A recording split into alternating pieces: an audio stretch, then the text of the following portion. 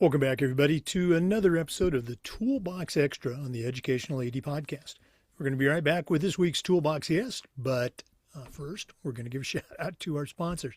Now, the sponsors, help the podcast go, and they're all great companies that you should be using. So I want you to take just 3 minutes, listen to our shout outs. Don't hit that fast forward button. Then listen to our interview, and then go and visit these sponsors. I'm telling you, you're going to be glad you did. Here we go. We want to start by thanking our good friends at Home Campus for their support. Scheduling, rosters, results, these are things you do every day, and Home Campus does them better and faster than the other platforms.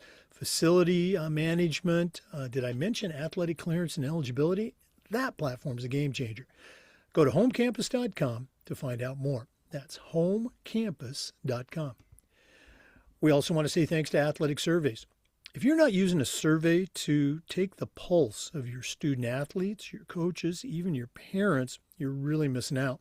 We use surveys for all those groups at our school, and the information that came back was incredibly valuable. It's also very positive, too.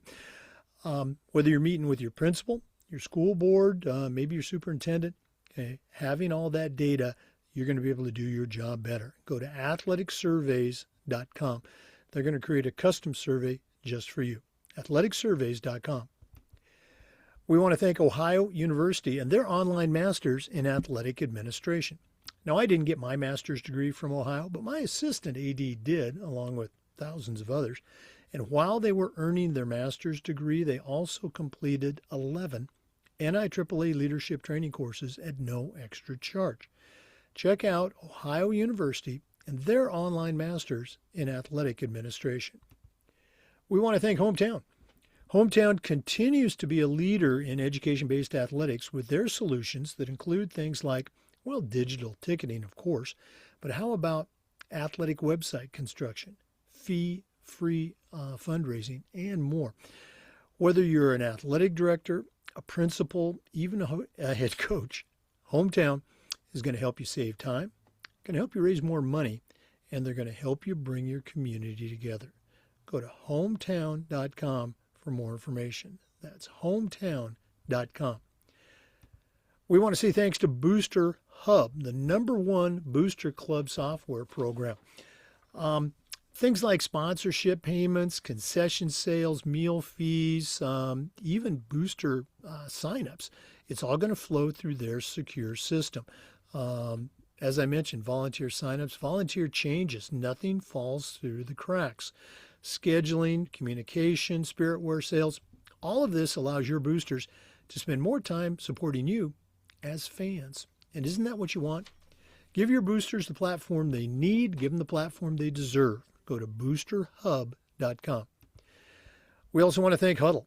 As a football coach, I used Huddle for years, but when I became an athletic director, I made sure that our school, our teams, were a Huddle school. And our coaches, our student athletes, even our parents just love the platform. I want you to go to huddle.com. That's huddle.com. Join the 100 million users and turn your school into a Huddle school. We want to say thank you to Beacon Creative and Vital Signs Wall of Fame. Now, Wall of Fame has been helping schools bring their legacy to life for over a decade, but Beacon Creative takes it to a whole new level. Beacon is a content creation service, and they're going to take your stories, your narratives, your student athletes, your school's history, turn it into compelling tales that you can then post on your school's social media, maybe on a Vital Signs Wall of Fame board.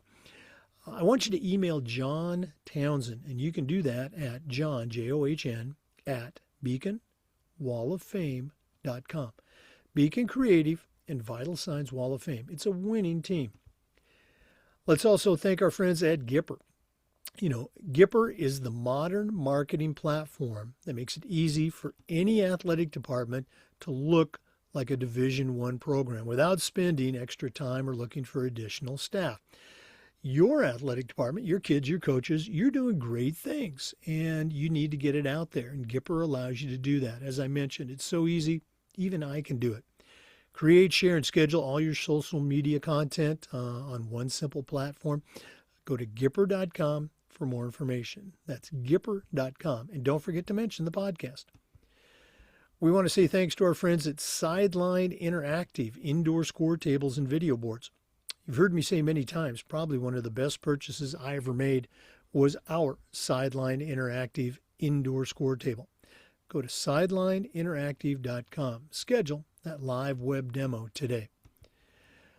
We want to say thanks to our other good friends as well and encourage you to go visit them on their websites. Be sure and mention the Educational AD podcast. Okay, that's Home Campus, Athletic Surveys, Ohio University, Hometown, Booster Hub, Huddle, Vital Signs, Gipper, and Sideline Interactive. Check them out today.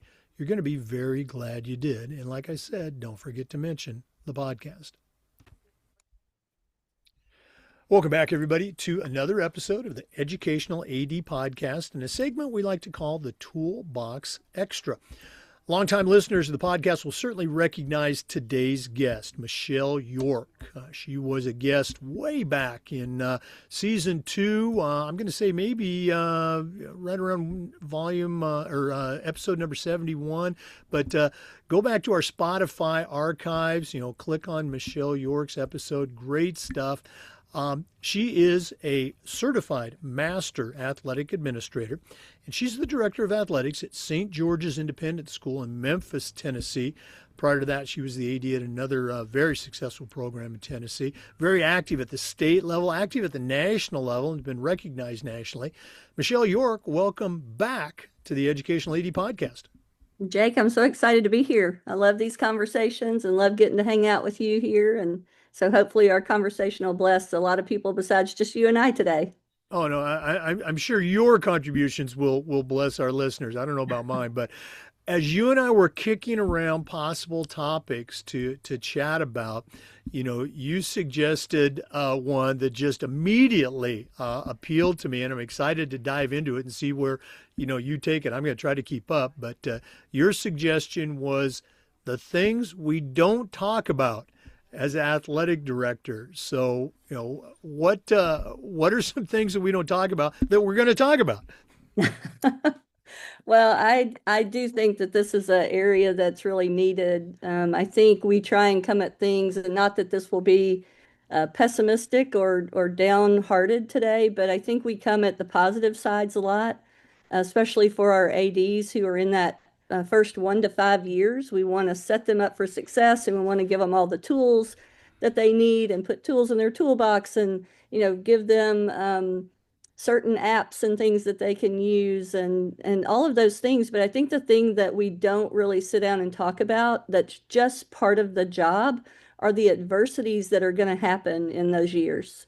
And how do we set them up for success, not by the things we give them, but by the mental framework of what do you put that in. And so I know I mentioned to you, when we were emailing back and forth, and I stole this from Andy Stanley, a great leadership person, listened to his podcast as well.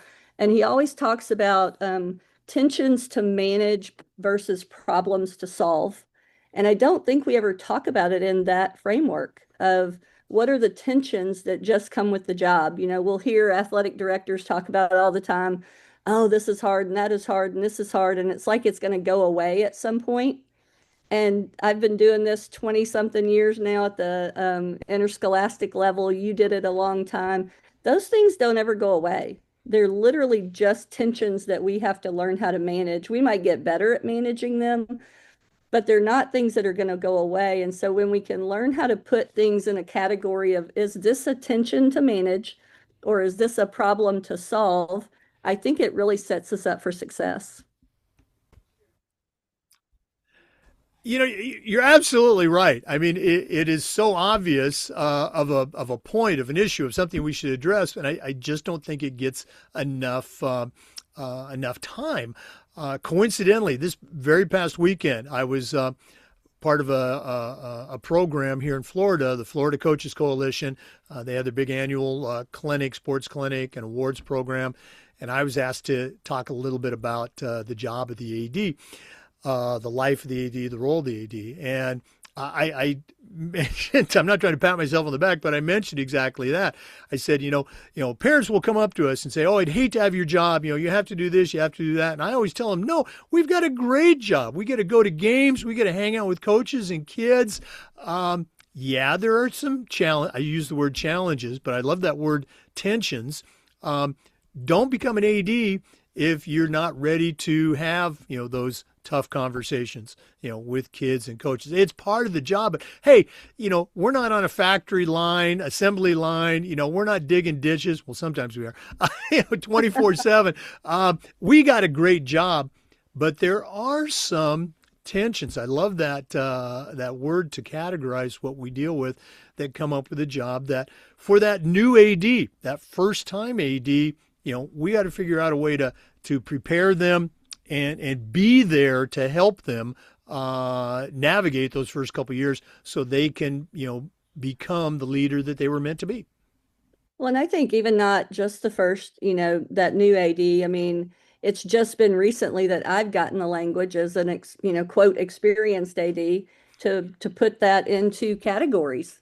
And it helps, I think, how we approach the issues that come across our desk. And so if it's a problem that I know I have to solve, then I'm going to approach it differently than attention that's going to be managed. You brought up parents. I know you were a part of creating LTC 716, which I love. It's one of my favorite. I teach it at the national level. And partnering with parents. We will have parents involved in interscholastic athletics, period. It's how we approach them. And so they go into that tensions to manage. Sometimes there's tensions there, sometimes it's great experience, but they're really never a problem to solve. We're not trying to get rid of parents, we're not trying to move them out, right? Some people may want to at times, but I think it helps just put framework around how we approach it. And then the deeper conversation here is, does it go to a burden that I'm carrying and showing up with, or does this go into its attention I can manage and I can let it go? And so I think that we have athletic administrators walking around, with these, I'll call them burdens that they're carrying on their shoulders, and it becomes really heavy. And you and I know the turnaround rate for athletic directors moving into the profession and out of the profession is high. It's that first 1 to 3 years. If we don't capture and give athletic administrators tools and leadership tools to know how to manage the profession, the things that come with that profession, I think we lose them. And so, that's been something that's really been on my heart lately. Again, you hit it right on the head. It's giving that new AD. We use the expression with coaches sometimes, but it certainly applies for ADs. You don't know what you don't know.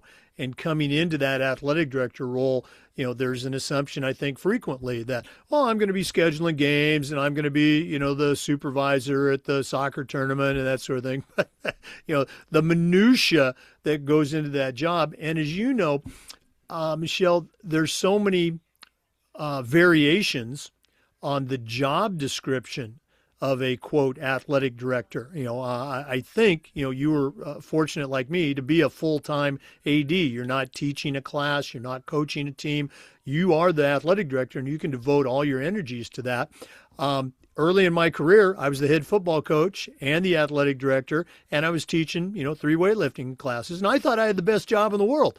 Yeah. Other people are teaching 6 out of 7 periods. They're coaching 2 sports. And oh, by the way, we want you to be the athletic director. So it's tremendously challenging in those types of situations.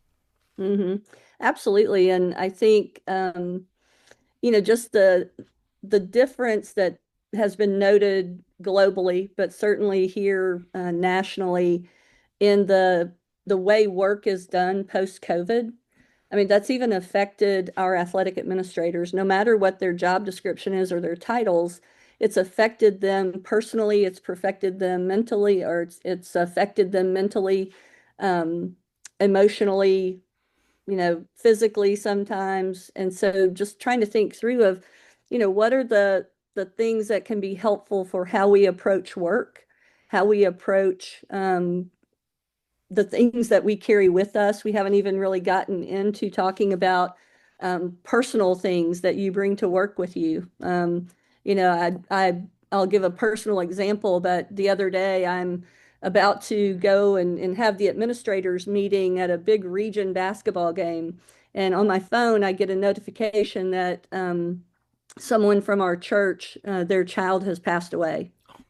I mean, that's very, very, emotionally uh, hard in that moment. And yet, in literally 1 minute, I'm going to go have an administrators meeting to talk about sportsmanship and hype. And so, how I have to show up in that moment and put that emotional piece behind me is hard.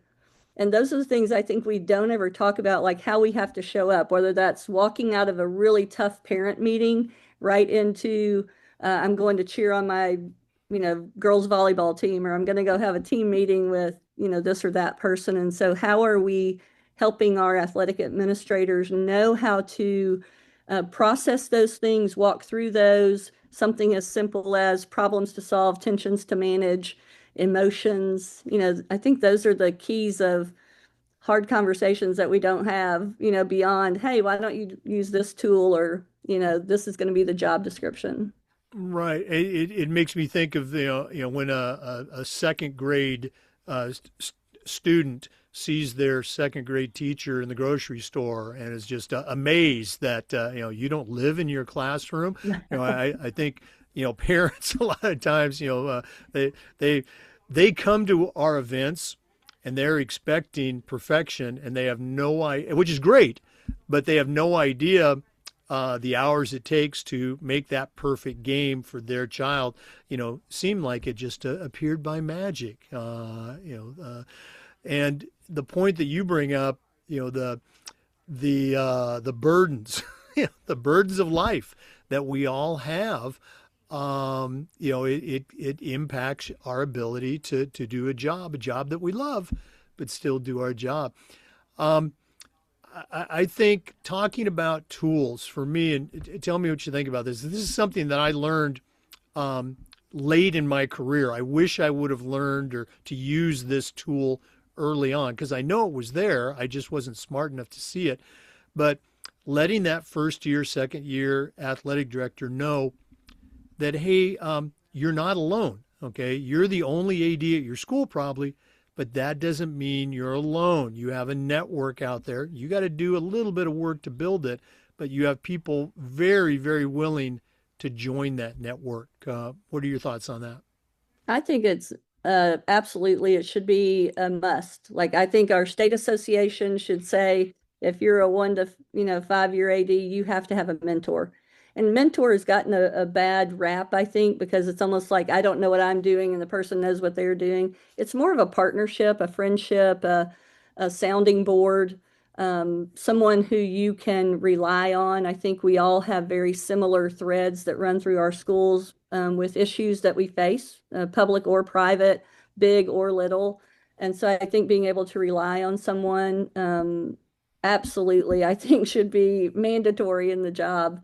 Um, and I think if it's not someone who's offering it to you, I would say go seek it, go find it. If you're in a situation where you don't know. I moved back to Tennessee. I'm from Tennessee originally. I moved back to Tennessee. I didn't know anybody in the area we moved into at other schools, but I sure reached out to some really key individuals quickly to say, tell me what I don't know about this area. Tell me about, what do I need to know about that's different between the state of Indiana and the state of Tennessee? And but I had a few years under my belt. I know that can be a little daunting or scary, maybe. And I think there's this piece too where we feel like we have to present that we know everything sometimes and that it's not okay to ask. And I'm saying it is absolutely okay to ask, for partnership. Yeah, absolutely. I remember as a young head coach, I didn't want people to think that I didn't know everything. I didn't want them to think I was a dope. And I was a dope for not asking for that help because it was there. Another area that I try to share with all ADs, young and veteran, is you need to make sure that your boss, your principal, your head of school, whomever, understands the scope of your job, the responsibilities, and the hours. Many times, administrators not only didn't come up that ladder of coach, AD, and then become a principal, which used to be the normal path 100 years ago. Sometimes they might not have even played sports growing up. And that's not a bad thing, but it just underscores the importance of you explaining to them, hey, I'm here at 7 a.m. in the morning. I'm walking out of the gym, at 11 o'clock at night, turning out the lights. We're traveling to road games. You're not crying, you're not complaining. You're just saying, hey, this is what I do, and this is how you can help me. Don't just go to that principal and complain. Go to the principal and say, hey, here's a challenge that I have, and here's a solution that, I need your help with. What are your thoughts on that? Such great advice. I mean, I think it's important for us to give our, those that lead us, I think to give them a framework of what we do and again, where those tensions are and where those problems are, and reach out to them to help you solve the problems. Let them see that you're managing the tensions. We all know that people love to hop over us. If you were a coach, the parent was going to go directly to the AD. They weren't going to come to you a lot of times. If you're the AD, they're going to go directly to the principal or the head of school, wherever you are. And the more you can um, give those people information to help bring clarity to the person who, hopefully they're going to push it back down to us. But if they don't, at least they have the clarity to say, you know what, I hear you, but here's also the things that they're working through. Or we've already talked about that. And, I really like their approach to this. So I think you're spot on with such great advice, giving the information, helping them see what your day to day looks like, but also I set up regular meetings with our head of school just to say, here's what's coming, here's what we've dealt with. And hey, this is on the horizon. I see, based on this, I think this may happen. Let's talk through that if it does. And so just even brainstorm. Right. No, absolutely. The one of the unofficial jobs, I don't think it's written in the contract, but one of the unofficial jobs of any AD is to help keep problems and surprises off of your principal's desk. Hmm. If you know that Coach Smith had a blow up with a parent, okay, make sure you're talking with Coach Smith too, but let the principal know, hey, if you get a phone call, this is what happened. And so your principal, I would tell my coaches, help me have your back. Make it easy for me to support you. If somebody screws up, let me know. We can work with that. But help me by not having me blindsided. And the same goes for us as ADs with principals. Yeah, absolutely. Um, I think the role, I think defining that also is helpful in the things that we're already talking about.